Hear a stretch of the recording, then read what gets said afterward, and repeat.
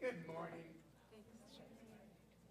For those of you who don't know me, my name is Stuart Siegel, and I'm the Director of Services for Students with Disabilities. And I'm so happy to see you all this morning. I just wanted to say a few sort of opening remarks, which are basically thank yous to a lot of people, and then we will get going with our keynote speaker. So welcome. For those of you who may not know how this comes about, there is on campus, and it started in 2008. It's called the Autism Spectrum Disorder Work Group. And it's a group of staff and students and whoever actually wants to be part of it, a meeting that we have once a month. It's usually on Mondays. This year it's been the third Monday of the month, and it takes place in the Source Conference Room on the fourth floor of the Michigan Union, and it's over the lunch hour, 11:30 to 12:30. And the sort of the impetus of the group is that we were having more students with spectrum disorders coming to campus, and we felt that maybe we weren't doing a good enough job in the supports that we were offering. So the idea of the committee was to get together to try to figure out what is available to students, where are the gaps, and is there any way that we could sort of help those gaps and give the support to make sure that we encourage students to come here and that they're successful, they graduate, and they go on with their lives, become successful alumni, and they contribute back to the office. So, that's the start of the work group. And out of the offshoot of that, we came up with this idea of a sort of mini, sometimes it's a half-day conference, sometimes it's just a keynote speaker, but we've been doing that since I think about 2008, 2009. So that's why we are here and part of what we do. We have also been developing a PowerPoint presentation on this topic, and if any of you are in a department or an area where you'd like more information, certainly members of the group are available to present to you and share the PowerPoint that we have come up with. So I first want to recognize the members of the committee of the ASD work group.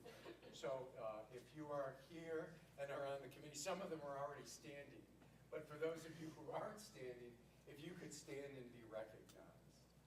Joella, that would be you and Charlotte. And along with that, Tony Morales, Tracy Wright, and Vicki. So, and they represent, just to let you know that they do represent different area. Vicki is from financial aid, Joelle is from the Career Center, Charlotte is from SSD, Tony Morales is from LS&A Academic Advising, and Tracy is from the Dean of Students Office. There's also, she must have stepped out, Stephanie Salazar from the Depression Center, and we used to have a member from CAPS who is actually here as a visitor today, so I will recognize you as well. So thank you to all of you. That's who the group is, and if you would like to join us, please feel free to do so. And again, because of there's always costs involved in these things, we've actually have some campus partner who I would like to thank for their financial support of today. So those would include Central Student Government. CSG gave us a generous donation, which actually helped to deflect the cost of our keynote speaker. In addition, the LS&A Student Academic Advisory Office, run by Dean Ezra Nurse, was very generous with us, along with the Dean of Students Office, Dr. Laura Black-Jones, and finally contributions by my office, the Services for Students with Disabilities. So I want to thank and acknowledge all those offices for their help and support in making this possible. Finally, I won't be introducing the speaker. I get to do the introduction of the person who will be doing the introduction. So it is my pleasure to now introduce one of our very own committee members, Tracy Wright. Tracy is by training a nurse. She currently works in the Dean of Students Office doing critical incidents. And Tracy, I will turn it over to you. Thank you so much. Welcome, everyone. I have the great pleasure today to introduce our speaker. This is Sylvia Van Merten. Sylvia is the owner, founder. Oh, can you hear me now? She is the owner, founder, and director of Empower Autism here in the Ann Arbor area. And she works with the young adults on the spectrum. So as you know, we have a number of resources and services available for younger children. But Sylvia is with us to talk about the transition of college level students to college and thereafter. She also works with students to prepare and to locate employment. So Sylvia has a master's in counseling and psychology. She's been in the autism field for about 12 years. She also practices family counseling as well, which is very involved and helpful to our students on the spectrum. The services that she provides: individual counseling, professional workshops, parent counseling, home program design, recreation and community programs. And in just a minute, she's going to talk about one of those if some of you are interested in that area. Vocational skill building and school, home, and community liaison work. So please join me in welcoming Sylvia Van Merten. Thank you, Tracy. All right, thanks, guys. I'm so excited to be here. Is the mic okay? The volume's okay? Not too loud, not too quiet? Okay. Well, I kind of want to jump right into it and not do any more welcoming, since I think we're all here and welcomed. So neurodiversity in the hidden curriculum, none of these terms are new, but I think it makes sense to just discuss a little bit more about the hidden curriculum. The curriculum that we often teach is the curriculum that we sort of acknowledge at college, especially is the curriculum that's written, that's assessed, that's taught formally. And that isn't the only thing that there is to learn at college. Often the rest of the curriculum is hidden. What are some of the things that you guys already know is part of the hidden curriculum at college? These are some pretty easy answers, even if they're obvious. Shout them out. What are the other things people are learning here at a university? Getting along with different people. Getting along with different people or not. Yep. What else? Services and resources. Yep. What services are available and how to find the services and how to ask for them in a way that makes people actually want to help you. Yep. What about how to ask for help? That's part of the hidden curriculum in college, and especially more specifically, how to ask for help from somebody who's in authority over you and may or may not have to help you. Asking for help in that way is really different from asking for help from a peer. And we don't really formalize how to do that and what the nuances are between those two kinds of asks. That's part of the hidden curriculum. In fact, there's the slant of authority, I think, is a really interesting one, hidden curriculum-wise at a university. So, for example, if we're talking about like an elementary school, for example, almost every adult in an elementary school is kind of in charge of every kid who's in there, yes? And pretty much if any adult tells a kid what to do at an elementary school, they're supposed to do it. But they're definitely supposed to do it if it's their teacher and they're in their own classroom. But if it's a gym teacher, they kind of have to do what they say a little bit less, unless, of course, they're in gym. Does that make sense? And it gets a little complicated when you consider that across all the adults in a school, they don't all look like adults necessarily, and they don't all look like teachers, and they don't all look alike, and they don't all wear the same thing. So it's not easy for a kid to recognize that all of those people could tell you what to do, and that if you don't do it, then suddenly you look defiant, you start getting in trouble, or you start getting condescended to. Does that make sense? So in a university setting, we have something similar, but it's just even more nuanced, where a lot of the people who are sort of the shepherds of your experience at a university are kind of in charge, and they have authority over you. But there isn't a curriculum in the beginning that says, dear student, you have to be extra polite and act just a little bit grateful to all the people who are here to help you, or else they can subtly stop helping you. And that's part of the hidden curriculum. And we aren't very explicit about it, in part because we'd rather that wasn't true. and it's hard to admit it, and we aren't all aware of it, because if we're more gifted in social nuance, then it comes naturally to us. It feels more neutral. It seems like everyone should know it. But as we know, that's what makes the curriculum hidden, is that we're assuming that everyone should know it. And there's a couple other things on here that I think are interesting parts of the hidden curriculum.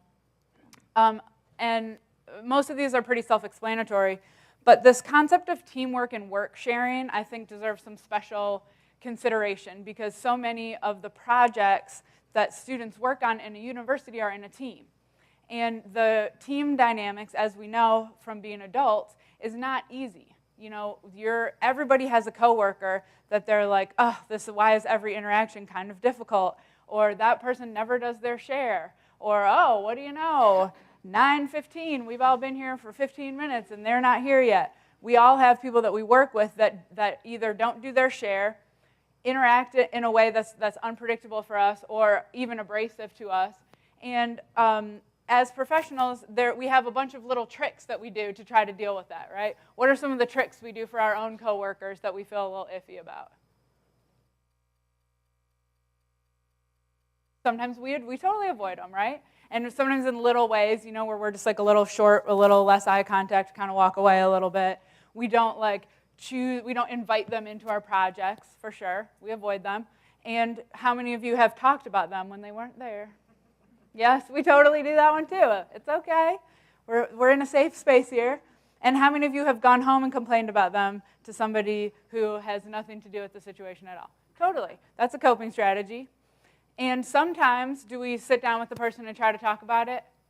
Sometimes we do. Yep. And I commend that, because I think it makes a big difference. And also, it sometimes doesn't help at all. And then we're like, well, that was all I had. That's all I got. I tried that. It didn't work. I'm going back to the avoiding and talking about them and being irritated. And for our students, they're just in the beginning edge of starting that teamwork process. And a lot of times there's no referee on the team. So there's no coach, and there's not even always a team captain. Or if there is a team captain, then the roles are not really laid out exactly how they're supposed to interact, how often to meet, how often to email each other, how often to speak on the phone to each other, who's supposed to dole out the work, and what to do when things go wrong. That's all part of the hidden curriculum. And not only would it benefit students with diagnoses, but it would also benefit future professionals, your future coworkers, if we did a little more curriculum about that starting early. Anybody? Is there anything else on there that you're like, what is she talking about? No? You just addressed the other behaviors that are expected without. Yeah, so this other behaviors that are expected without concrete explanation. So when I talk about this, when I'm talking with middle school teachers, right? Then I'm talking about classroom behaviors, expected classroom behaviors. And a lot of those same things are true for college students. So the expected classroom behaviors in college are what? Arrive on time-ish, and sit in one of the actual chairs, and sit facing the speaker. And you can quietly sub-vocalize to somebody next to you a little bit. But then if anyone looks at you, you're supposed to stop doing it, because you're acknowledging that you're not actually supposed to be doing it, but you can kind of sneak and do it. You're allowed to do several varieties of little twitches, right? You can kind of click a pen, except for those people who hate pen clicking. You can kind of jiggle your leg. That's okay. You can kind of mess with your hair a little bit. That's okay. But if you do something like wave your hands around and flap and rock, then all of a sudden the whole room's got to look around and be like, what is wrong with him, right? So those are behaviors that we expect but that we don't explain. We also expect but don't explain that if you have a lot of questions, that you'll only ask a small number of them sporadically throughout the lecture, and you aren't going to ask a question every single time you have one if you have a lot of them. However, those numbers are not defined anywhere. It's okay if you have 3 questions, but it's not okay if you have 12 questions.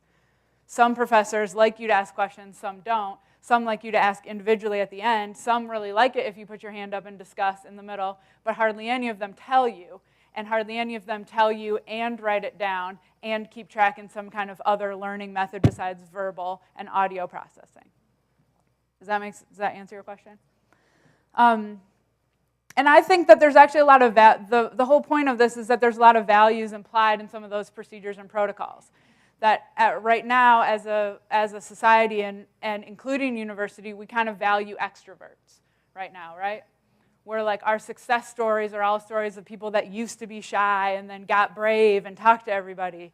Or our success stories are people that like used to be unknown and became really widely known, right? But actually, so many of like the best inventions of our time have been invented by people who spent significant amounts of time like weirding out alone on their projects, and then now we have the internet, you know? So I don't think that our values necessarily line up, the values that we share when we're in groups necessarily line up with the people who are making the most progress for us as humans. And additionally, our precious social skills, I don't think are really applying on a global level, would you say? That we're all like getting along really well and working together in a team and knowing our role on the team on a global level? No. But at the same time, we really value the social skills that people could bring to the table in a small level. It makes us really uncomfortable when somebody doesn't do them the way that we expect. And that's not bad. We've all been raised with this hidden curriculum that somebody who is a safe person is going to stand a certain distance from you. They're going to meet your eyes this many times for this long. If they really know you, they can stand closer and look at you longer. If they're like your peer group and you're in a team with you, then their body language can be a certain way. But if they don't know you at all, it's really weird if they come and put their hand right on your shoulder, right? But nobody says that stuff out loud. Okay, so who is the curriculum hidden from here at the University of Michigan? There's some obvious answers, right? People with autism, sometimes the curriculum is hidden from them, but who else? First generation college students, absolutely. International students, absolutely. Low income students, 100%. I mean, not 100% of them, but I totally agree with you, is what I meant. Who else? When have you yourself missed some version of the hidden curriculum? It's happened to all of us. It feels a little awkward. I've missed it sometimes when I'm like really worried about something, and then I kind of miss the like signal, like, oh, I like people are joking around here, and I'm kind of like missing the boat. Who else is missing the hidden curriculum? Somebody Not in your immediate group. Like your friend group has some jokes, some way you do things. Somebody comes along and they're like not fitting. Like it's not, you don't want to explain everything. It's more tiring to be around them because they don't just get it. Who else might be missing it? Transfer students, yep, because there's like cultural expectations about what it's like to be at the university. We kind of value like competitive answering of questions here at the University of Michigan. That's not true at every university. What else? People with serious disabilities, for sure. Any other group you can think of? Sometimes generations, absolutely. Yep. And certainly like different classes, like extremes on either side, class-wise.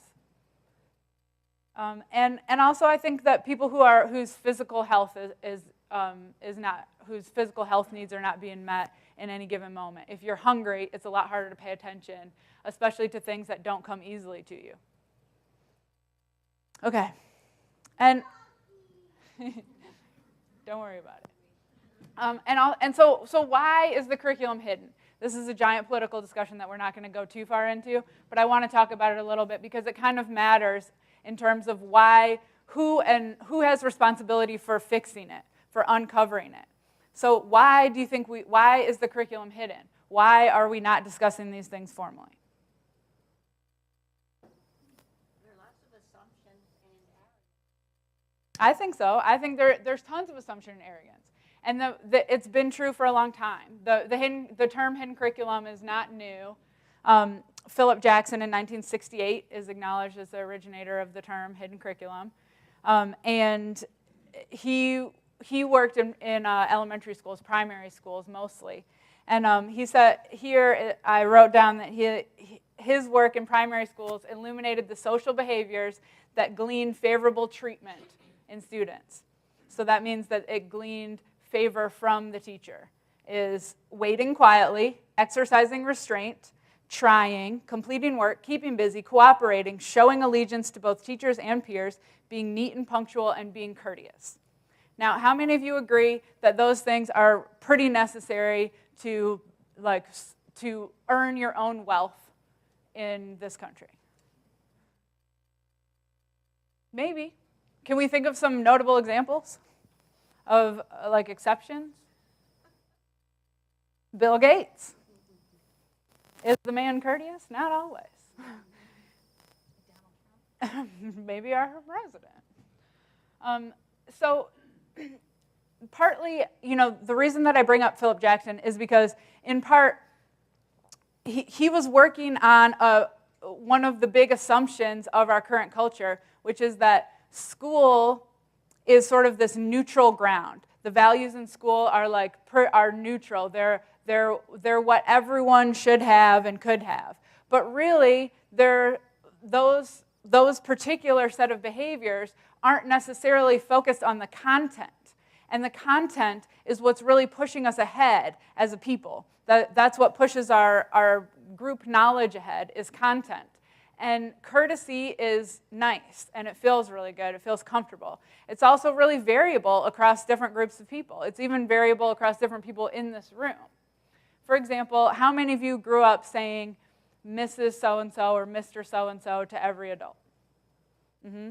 And how many of you grew up in more of a first name, like family or group? Yeah.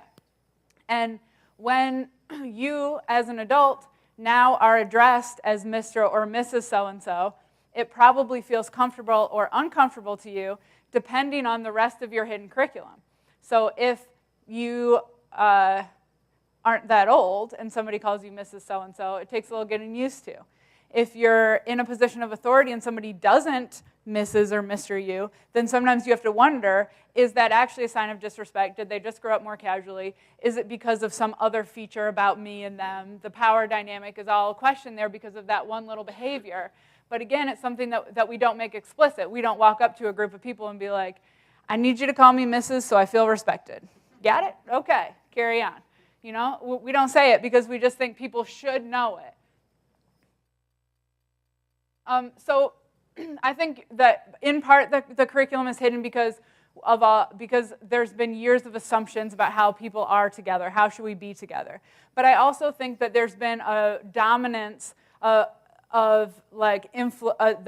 school is influential on purpose. School has been designed on purpose to influence kids. And a lot of the ways that it was designed on purpose to influence kids is good. We're trying to teach them things so that they can work. And not all of it is good. We're not necessarily teaching kids to be empowered, for all kinds of kids to be as empowered as they could be throughout their life. And I think it's a mistake to assume that the same power dynamics that exist in our society aren't also true in school, and that we're not complicit in them, even in ignorance. Okay, so this is Robert Dreeben. He's like the next round of hidden curriculum people in consensus theory. And he says that primary school teaches students to form transient social relationships, submerge much of their personal identity, and accept the legitimacy of categorical treatment. Do you guys agree or disagree? Agree? Mm-hmm. Totally.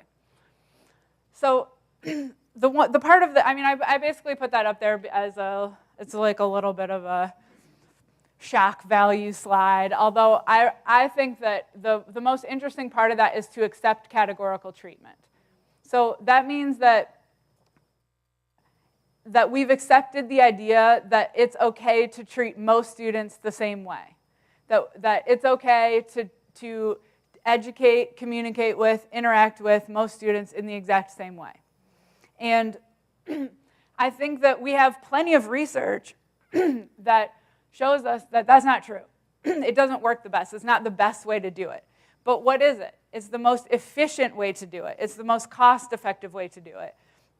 And it's the easiest to hire staff for because it's easier. Because if you just present the information in one way, usually the way that works best for you, then you can do your planning in less time, you can present your curriculum in less time, and you can go back to the other things that matter to you in less time. But that isn't necessarily what's best for each individual student. But we've decided that we don't actually have to make it individualized for each student. And I'm not arguing that we should suddenly make all education completely individualized, or that one person could possibly do that for a room of 100 students. But I am saying that it's an assumption that we've developed culturally that isn't working for everybody. And that it often isn't working for the teachers or professors either. And it certainly isn't working for students who think differently or who are neurodivergent. And that categorical treatment, I think, in some ways contributes to the lack of decision-making that we're seeing in young people these days. That because they've been treated so much the same, because we're eliminating adults, they're used to being treated exactly the same as each other, and it makes it more difficult to grow up. And the values that make a student a good student, right? Waiting quietly, waiting for directions, sitting quietly in a room of peers, lining up. Those skills are pretty obsolete by the time they're out in the professional world, right? What do we want out of our students who are adults in the world? We want them to be independent thinkers. We want them to be innovative. We want them to take initiative. And we want them to somehow develop all those skills without practicing. And we, in fact, want them to develop those skills while actively practicing a different set of skills to make them more convenient for our education system. And I think it's unfair, and I think a lot of kids overcome it really well, but I think a lot of kids don't. And I think all of us are paying the price for the lack of neurodiversity in our professional world, just like we're paying the price for the lack of other kinds of diversity. All right, we talked about this a little bit. Although I do want to say that my work with students with autism has really illuminated for me so many of the assumptions that we're making about how people are supposed to be together and about what really matters. And I have been really grateful to learn how to overcome my own momentary discomfort in order to understand a whole different perspective on things, in order to think about something in an entirely different way. I now feel like it's okay for someone to stand a little too close to me or talk for a little too long, or to move their body in ways that are unpredictable and be a little too loud and need to leave sometimes. I'm a lot more okay with that these days because of the quality of the content that the people have brought to the table to my life. And I've also felt I felt a lot more humor about all the ways that neurotypical people interact, that were, the little behaviors that we have. How many of you guys have been to a little mini apology party, two especially women, right, we're oh, sorry, going past each other, right, 4 or 5 different sorries, just going past each other. That's a weird neurotypical thing that we do. Or the thing where you're offering someone something to eat and they're hungry, but they don't want to put you out. So they're no, I'm good. But you ask enough times and then they're okay, that'll be good, right? That's weird. We'll never get that time back.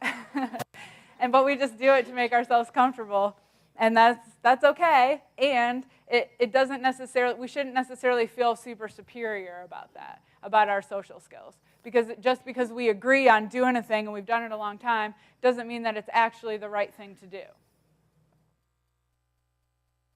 Okay, so we talked a little bit about this too, but this is the next part. The correspondence thesis is the next part of the hidden curriculum background, and the correspondence thesis mostly had Samuel Bowles and Herbert Gintis, and they actually said that schools were responsible for instilling the value of competition, evaluation, hierarchical divisions of labor, compliance, and working in fragmented isolation. And they said that it was because we were actually having people in school to teach them to be good factory workers, because our capitalist society depends on having a low-wage class of workers. And so in order to do that, we want to get people used to the life of what a low-wage worker does: get up, go do the same thing every day, come back home, be okay with it, understand that you are the low person on the totem pole, which is exactly what we tell students. Everyone here is in charge of you. In order to win at school, you have to do what they say and access the information in the way that they expect. And then when you're done, you'll get a paper that says you did it. And that paper is what, unless you're a remarkable person with your own remarkable support network, that paper is what indicates whether or not you move on to the next level of income. And if you don't do a good job at it, then you stay at a low level of income. And if you somehow hack the system and can afford to do the next level, then you might be awarded the next level of income. Again, then this isn't the curriculum for just students with autism. This is actually our message for all students. Okay, so what kind of mind do you have? Let's talk a little bit about neurodiversity. How many of you have just one of the things on this list? Hardly anyone, right? And how many of you can tell, like, okay, I'm and you have like 2 or 3 of them that's like, yes, definitely. Who are my planning thinkers? Who are my people that are like thinking, like always up in their plans, like who should come to this and what should we do and what kind of program can we dream up and how can we invite people in? Who are my planners? Yep. Are you guys also my calendar people? And what about pattern thinkers? Do we have anyone in here who's got like a math mind pattern thinker? Yes, I love that. And who are my worriers? You're like, I get everything done because I obsessively worry about it, and I will think about it all night long in a circle until I come back around to everything, and then it will definitely get done. I will not write it down, or maybe I will, but I might lose the paper, but I will worry about it enough times that I'm definitely not losing, I'm not dropping any balls. All right? And how many of you guys are my solution thinkers? Like someone presents a problem to you, and halfway through their problem, you already know the solution, you want to talk about it, you're feeling good, you want to say it. You've had to learn to be one of those people that's like, that sounds hard. Now can I tell you my solution? Right? And how many of you are debaters? Like you just have to argue. You got to say something. You got to like poke at what somebody's saying. You got to argue it a little bit, debate it a little bit. Yep. And what about learning style? How many of you guys are learners in this format, like the traditional education, verbal, speech, listening learners? Kind of? How many of you are watching learners? Like you want to watch something and watch someone do it, and then you can learn how to do it. Yep. And what about reading learners? Got some of those? And how many of you are like, I like all 3? A couple of you. Yep. Okay, so part of neurodiversity is this, is what kind of mind do you have? And it's also, do you have a diagnosis? Although I feel like the way that we do diagnoses right now is pretty debilitating just in itself. That if you can find a way to identify with your diagnosis and feel proud of who you are in the world and feel valued for who you are in the world, then your diagnosis becomes a strong part of your identity. But often, it's like getting a stamp of deficits, right? Like the way that we diagnose a lot of things, the way the DSM phrase is phrased is like difficulty with, challenges with, bad at, right? And if you had a collection of deficits attached to you, it's really hard to overcome that in terms of your self-esteem and your self-worth. And we know that psychologically that if you grow up feeling less than, it's really hard to join the workplace and feel equal to or feel in charge of.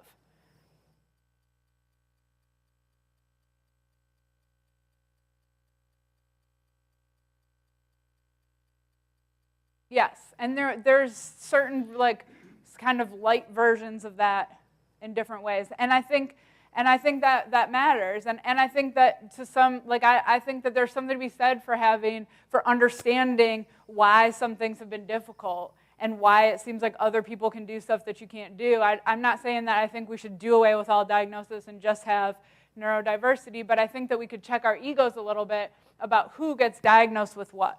Because I feel like that there's a lot of us here, if we were just going to go around diagnosing common faults, right? How many of us could be diagnosed with cowardly confrontation avoider?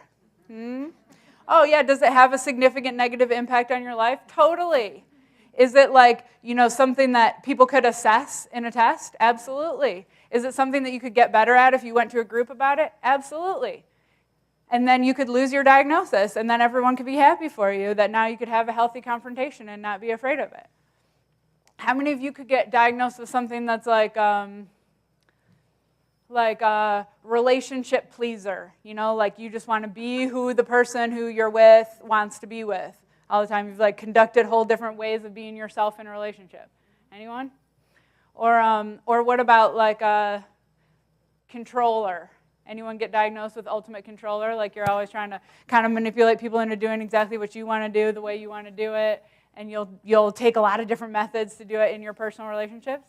There's a lot of people out there doing that. Could somebody assess it from talking to the people close to you?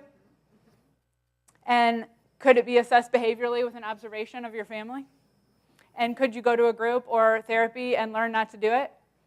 And would your life maybe be better and your relationships be better if you didn't do it? Totally. But we've decided that it's okay to be that way in terms of diagnosis. We've decided that instead, if you are afraid of confrontation or you're overly controlling or you're chronically disrespectfully late, that nobody can say anything to you because those things, it's not acceptable to discuss. It's only acceptable to start discussing deficits once it's a diagnosis. Other than that, it's like, how many of you would let a team of people that don't know you meet and talk about all the ways you should improve? Would you feel good about that? But that's what we do to students all the time. That's what an IEP meeting is, essentially, unless people are working really hard to include the person in the process. And what about, there's so much control involved with diagnosing somebody, like, you're bad at this, and now everybody knows it unless you keep it a secret. And that's a terrible burden. Okay. So, and then on top of our neurodiversity, then now we have all of our other filters that we've talked a lot about. And this, again, this could be its whole own presentation. But when your identity is multi-layered, which everybody's is, then you're using your particular identity and all the aspects of it as your filter for the world, including the kind of mind you have, including your neurodiversity, and all of these identity things. And how many of you on there have something that you're like, I don't care about that aspect, it's not very important to me? Anything? Anybody have anything on there that they're like, yeah, I don't really care, I could have any name. I don't feel that strongly about religion, or, who cares where I'm from? Who cares what my job title is? Anyone? Not really. We all kind of feel pretty important about a lot of those. They kind of matter to us. And how do we communicate about the way that these matter? Like they're hugely important to us, right? But how do we communicate about how much they matter? When do we even notice how much they matter? Often when one aspect is celebrated or threatened. So, for example, and this is where this ties back into students, especially students on the autism spectrum, is the way that students will communicate sometimes is like not respecting your job title, or sort of like disrespectful to who you think you are in that particular moment, by accident often. And the way that we act when parts of our identity are a little bit threatened is usually not our A game, right? We're not like, oh, let me be my best self right here, I just feel threatened. Hardly anyone's doing that, although you can do it, you can practice and do it, but often we don't.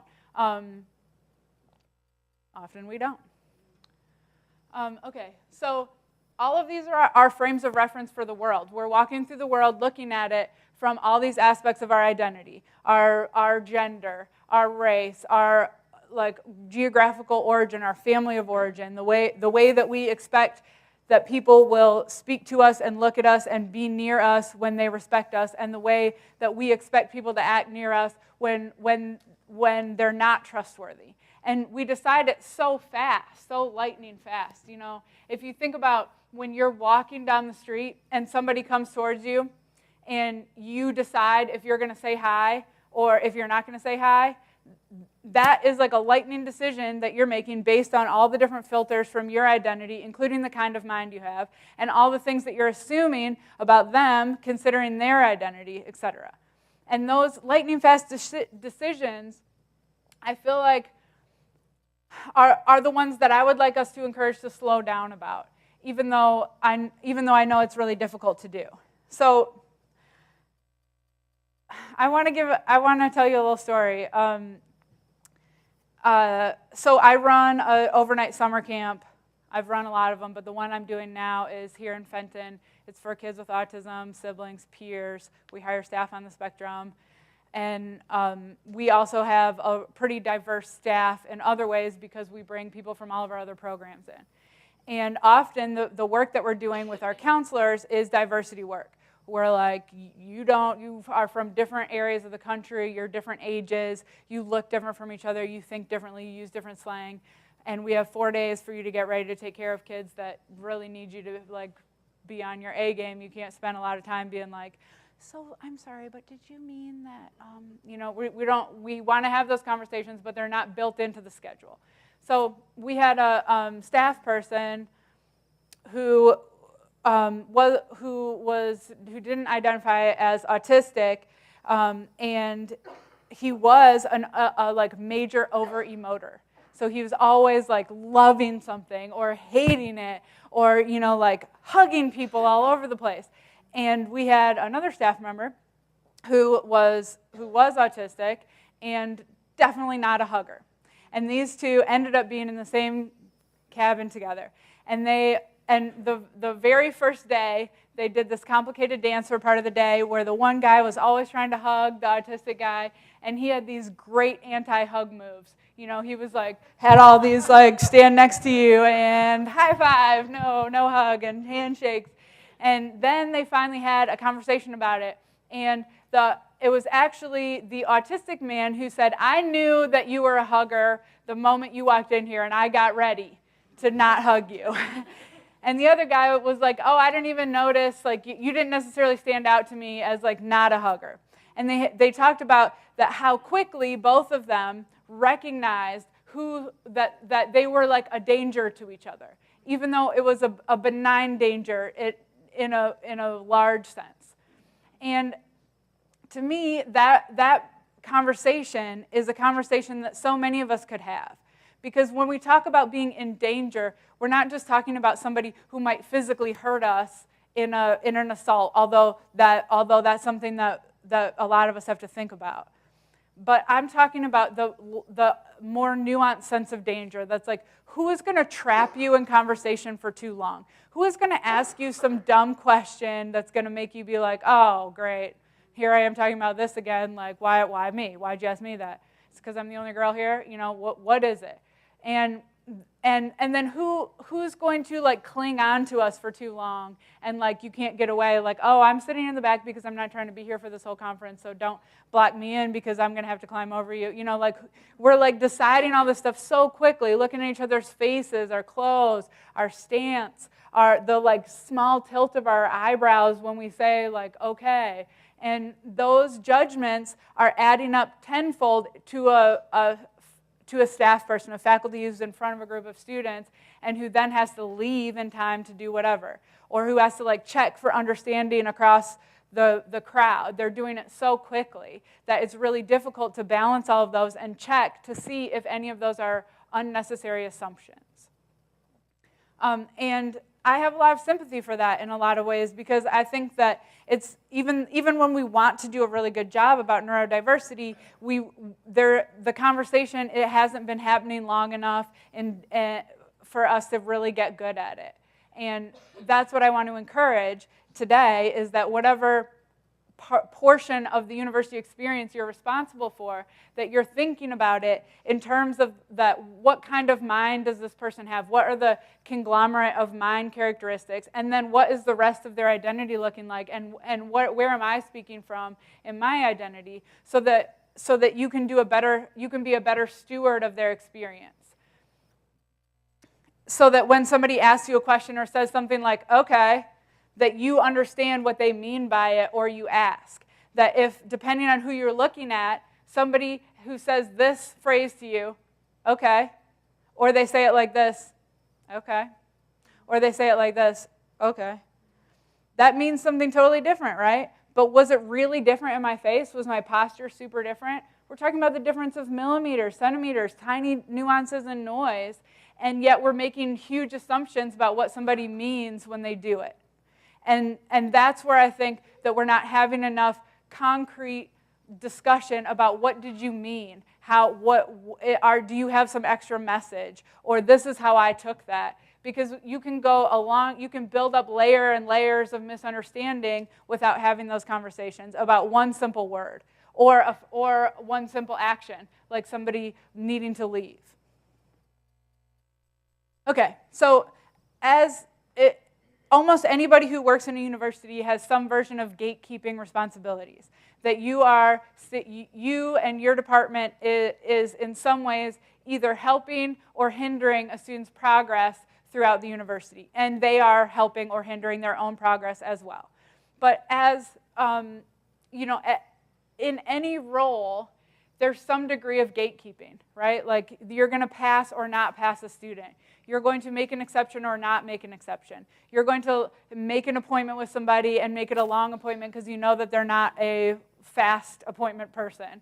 Or you're going to, of course, the ultimate gatekeeping of will they graduate or not? Will they get their degree or not?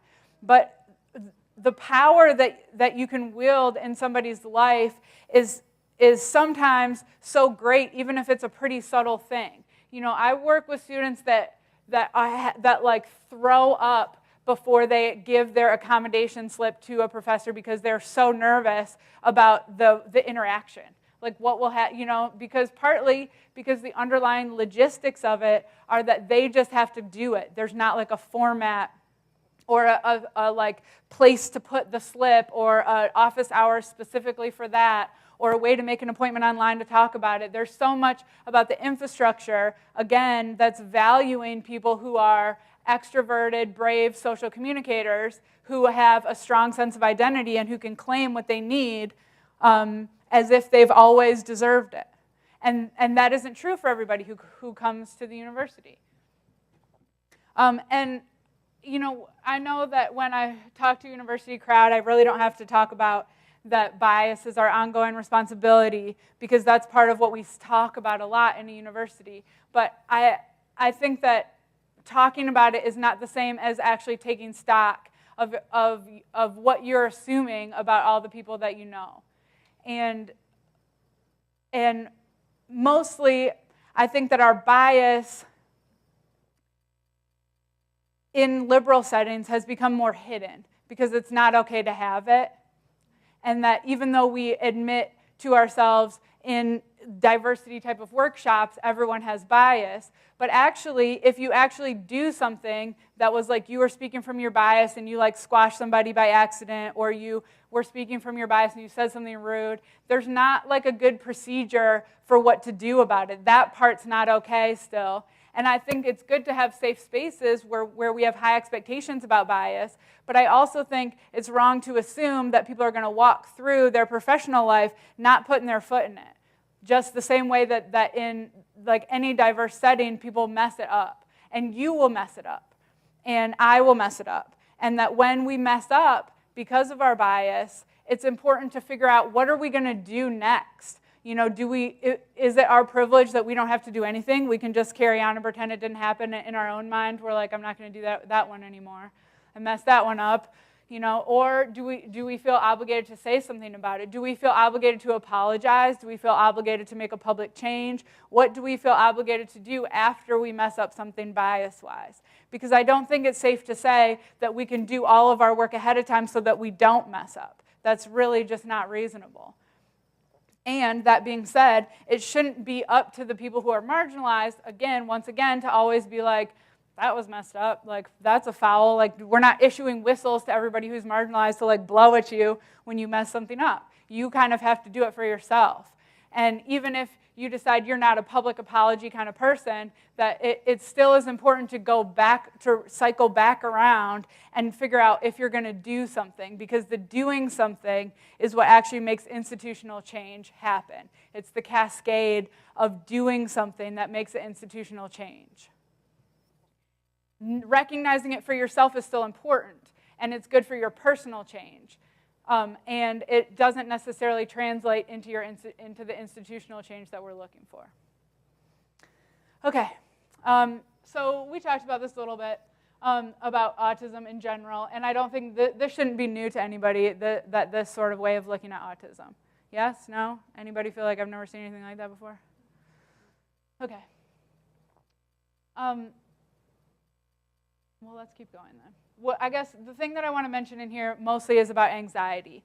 That when you're somebody, and I think that this anxiety goes really well with the larger diversity conversation. That when you have to pretend to be something that you're not, or to be something that you're not sure if you are, then it causes a lot. It comes at a personal cost to you in whatever way that you. I'm messing up this sentence. It comes at a personal cost. So that if you have to pretend like you're not, has anyone ever had something kind of bad happen to them, but then they have to go to work anyway? And you know that feeling of like, you got your game face on, like, don't anybody say anything to me, I'm just going to go through the motions, I'm going to do my day, and I'm going to go. And then you feel super exhausted at the end of the day because you had to pretend so much stuff. So that pretending feeling is true for people across all who are divergent in whatever way that they're divergent, including people with autism. That pretending to be something is really tiring. And pretending to be okay with how everyone is about the way that you are is even more exhausting. And in addition to that, if you're autistic and you're not picking up all the social nuances, and you're a visual learner, which a lot of people on the spectrum are, then you're missing a lot of information, really crucial information about how to act. And when you're missing all that information about how to act, it means you act in ways that are surprising for other people. Yes? And what do we do, again, to people who don't act, who don't behave in the social ways that we expect? We kind of shun them. Yep. What else? That's kind of like at best, right? At best, we like do some avoiding. What else? We talk about them. Yep. Sometimes we say kind of condescending things, like a little snide things. Yep. What else? What about when it's kids? What do kids do? Bullying, teasing, yep. And as adults, do we kind of do that stuff too? We talk about it a little bit differently. We act like we aren't bullying, but we kind of do. We bully, we tease, we talk behind people's backs. That's what we do when people miss the social things, and it's unfair. And not every autistic person is missing all the social nuances. So again, even the people who are like exceptions to whatever the current autism status quo is are also paying the price for our assumptions about what everyone would be like. Again, we're coming from it's not a simple issue. So this anxiety, I think, plays such a huge part in the way that people interact in the university. How many of you guys have had a super anxious day at some point in the past year? And was that the day that you were like super available for learning? Did you pick that day to have a good conversation about the status of your relationship? You know, did the conversation go well? Did you pick that day to be like, you know what I'm going to do? Address my deficits. I'm going to sign up for a budgeting for spenders group. You know, no, we're not doing that. As like people who are undiagnosed, we're not going off to address our deficits and paying money to join something where somebody's going to be like, you know what the problem is? You know?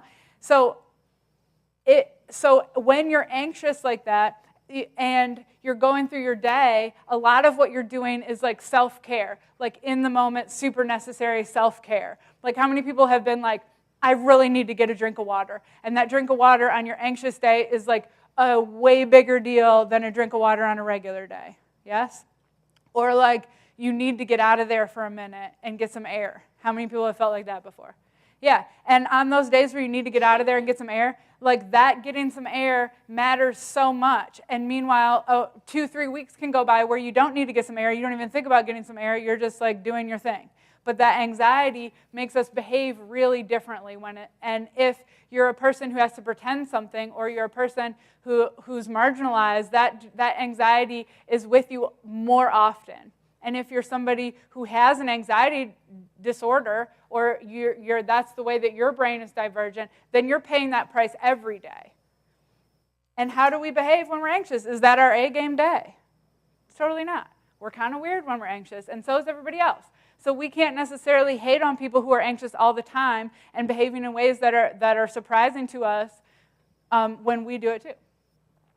Okay, so what I have some like more complicated asks that I want to start with my grandiose asks, which is where in a higher institution of learning is the formal social curriculum?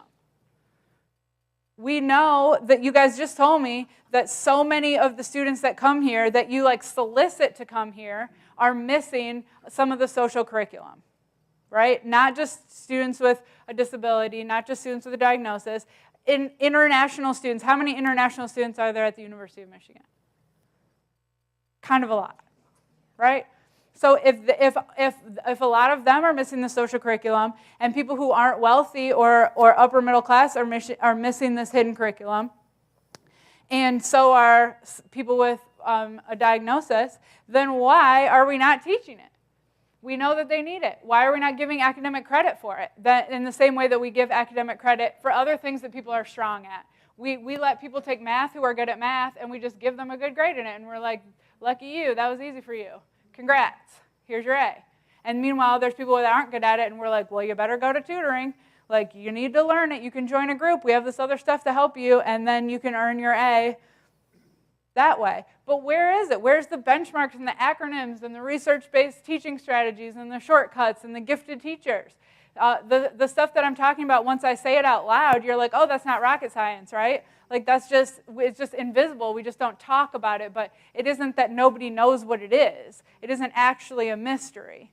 And in fact, if we started breaking it down into formal curriculum, we would find ourselves teaching the very same things we keep telling students that we really value as employers: emotional intelligence, strong team leaders, people who are good at brokering content from other people to make a project happen. We need those skills from all students, and not just students who have been missing the curriculum.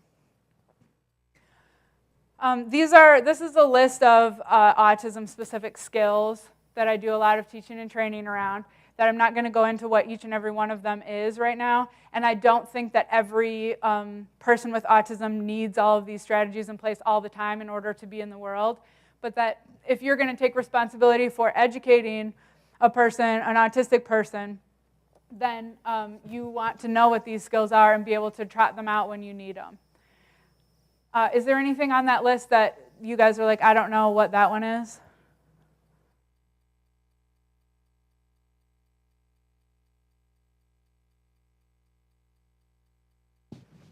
Question?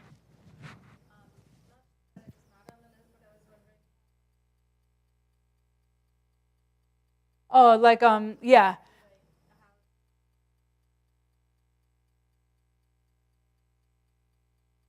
Yeah.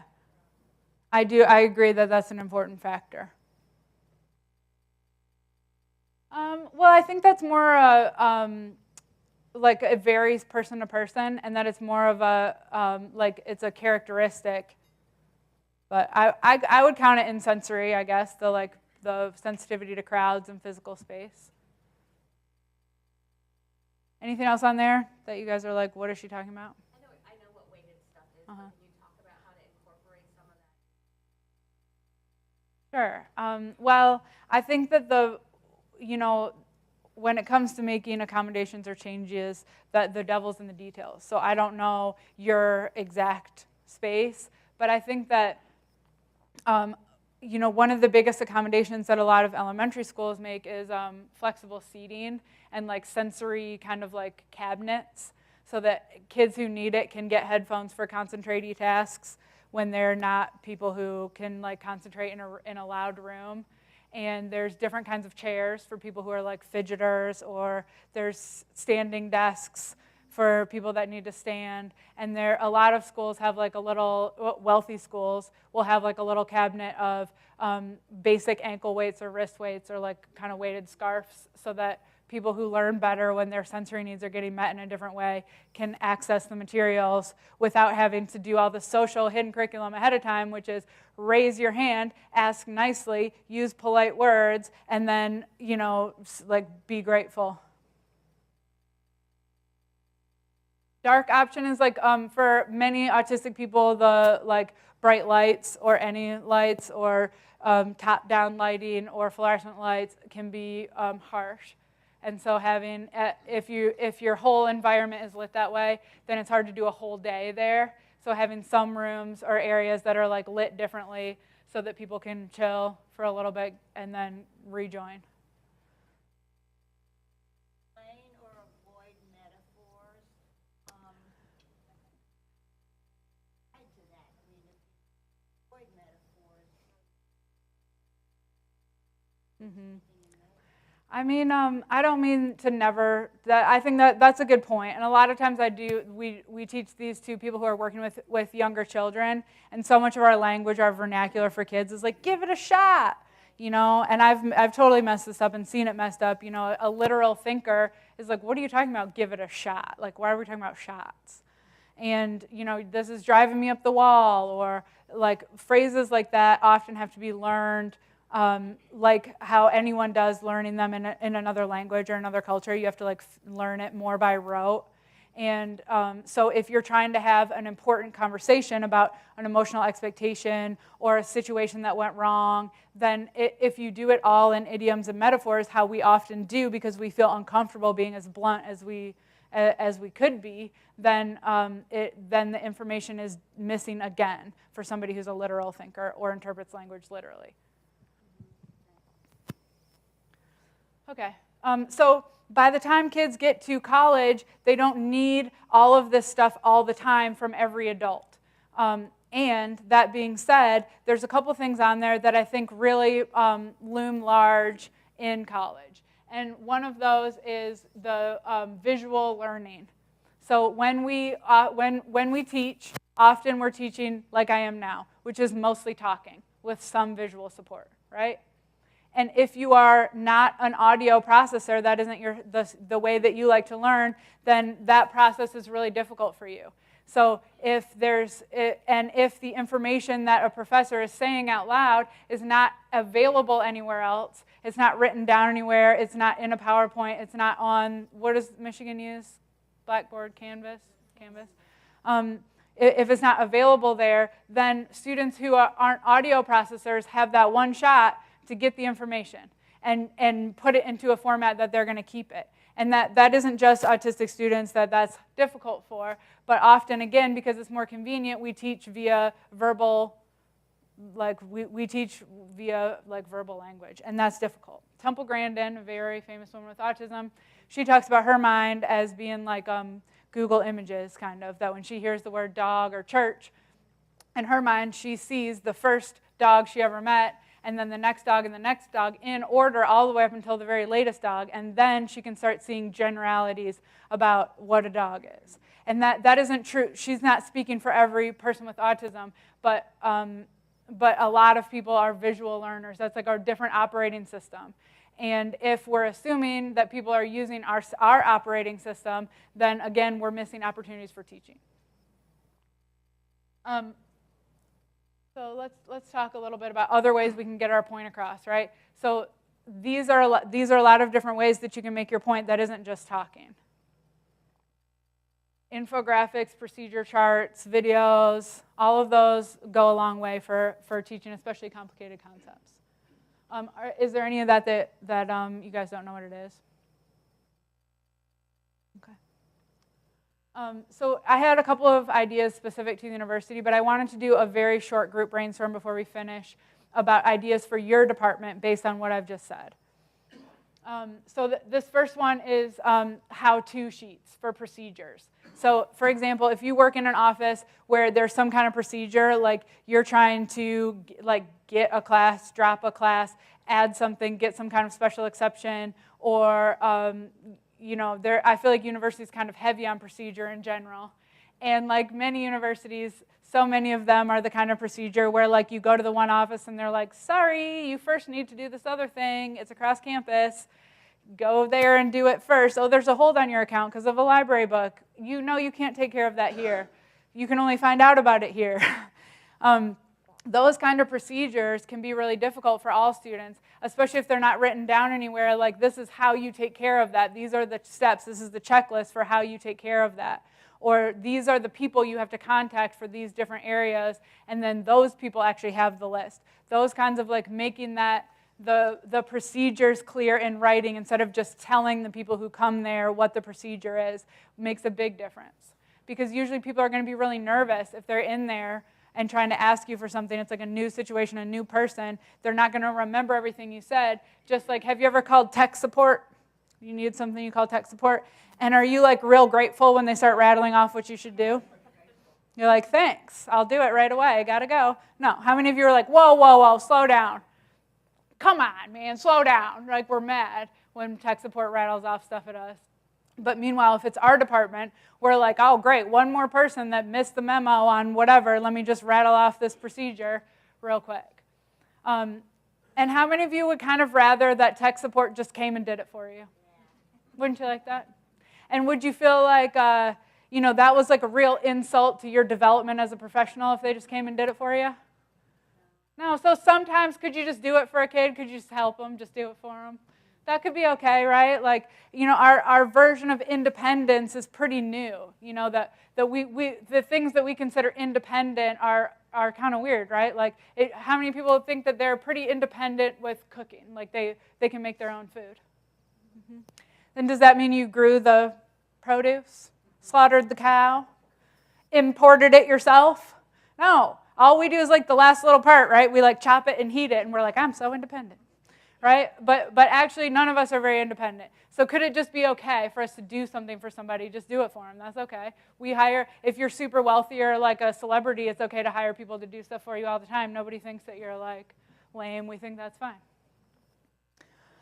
Okay, so a couple of these other ones, I'm not going to read it to you, but so tell me, what are your ideas? Either this or something new. What's an idea you have about something you could do to make the hidden curriculum more accessible in your area, or what's something you could do to be more welcoming for a more diverse group of students in your area?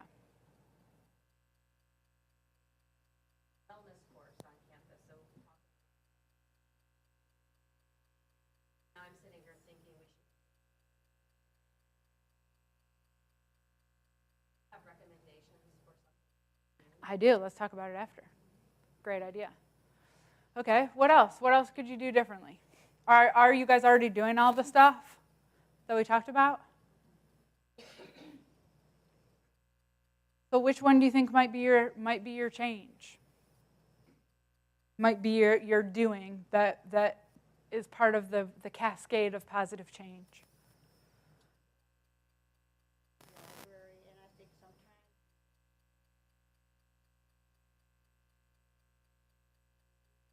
what lies behind that question. So I think talking to people, if you can get them into your office. Yeah, totally. And that takes like, person power. Like you have to have enough people in order to take your time to meet the needs of the people who are there. And one of the best accommodations that any institution can make is just to have an extra person or two to dig in and actually do the work. That's a financial commitment, but that's where all the change comes from. That's how we put our money where our mouth is, mostly, is we hire the people to do what we need done. Anything else that somebody's like, oh, this would be a good idea? I meet one-on-one with students, and often the topics are like lots of different things, or they're asking me lots of questions. And sometimes in my head, I'm thinking, don't you want to write this down, or will you remember to do what I'm telling you to do? Complicated things, I do have some like, I'm going to walk you through this, but then here's the take-home. Yeah. But then there are other things like they asked about A, and they asked about B, and they asked about C. And there are times that I will write it down for students. I'll be like, all right, here are your steps. Boop, boop, boop, boop, boop. And then I give it to them. And then there are other times it doesn't occur to me till afterwards as I'm writing my note to document that I'm like, we talked about these 4 things. I wonder if they're going to write that first one. And then I think, do I send them an email? Sometimes I will send them an email follow-up. Right, am I nagging? Yeah. Nagging? Do I have time? Right. Right, and at what point should they be learning when I'm talking with somebody? Right. It's okay Right. pad of paper and pens right there. Right. I know it's for them. Right. Totally. So that's I what love I'm this thinking one, and about. as a therapist, I like this is kind of like a soapbox topic for me because I feel like that there aren't very many other things that you go to and pay money for that regularly that like you don't get some kind of receipt. That's like, what did you talk about? What did you do? You know, you wouldn't take your car in and have them be like, well, it's better now. That'll be $300. You know, where you're like, well, what'd you do? And then, you know, so when you go to counseling, I definitely feel like, or when you go to get counseled in anything, I think it does make sense to kind of have a little note that they get to have. Like, you get to have it, but they're the one that needs to know what was covered. So either an email follow-up or some kind of, you know, note about what happened so that they can look back at it. Because I think that the ability to, like, ask a question, process the verbal answer, remember the verbal answer, and then write it back down in a way that you're going to remember in an organizational system that you remember is very executive function heavy. And it isn't just like, there's a lot of people that don't do that. And I don't think that that should be in the way of them and like whatever they were asking about. Okay, I know we're over time, but okay, well, this is me, and thank you guys so much for your time. I'll get out of your way. I do have time for questions if anyone has any. And also I have a little notebook in back. If you guys want to write your email down on it, I will send you some more info about the camp or my business. But I don't like send out regular stuff, so I will not be spamming you for my counseling account. And will you stick around if people have some questions? Sure. So if you do have questions, by all means, Sylvia said she'd stick around. After the hour, let's take about an 8-minute break. If you need to use the restrooms, if you need to fill up on food, and just so you know, we didn't have a formal program that we gave you. I want to let you know the next sort of presentation is a wonderful video from students' perspective. So we had a great Jeff Edelstein, who couldn't be here this morning, and his editor, Mary Riley, put together this wonderfully short video that we hope to have some good discussion around. And fortunately, we actually had one of the stars of that video who was kind enough to actually, if anybody had questions, could include her. So please, let's take about an 8-minute break.